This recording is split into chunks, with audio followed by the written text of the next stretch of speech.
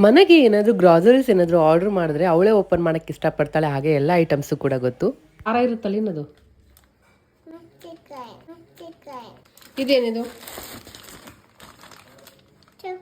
ಯಾವ ಸೊಪ್ಪು ಇದು? ಮಶ್ರೂಮ್. ನೆಕ್ಸ್ಟ್ ಆಗಿ ಏನಿದೆ?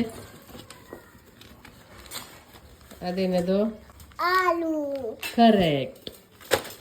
ಮೆತ್ತಗೆ. ನೆಕ್ಸ್ಟ್ ಏನಿದೆ? ಹಾಲು. ಅದು ಹಾಲಲ್ಲ, ಅದು ಕರೆಕ್ಟಾಗಿ ನೋಡು.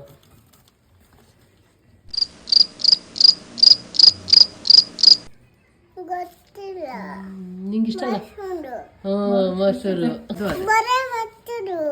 ಮತ್ತೆ ಮೊಸರು. ಕರೆಕ್ಟ್.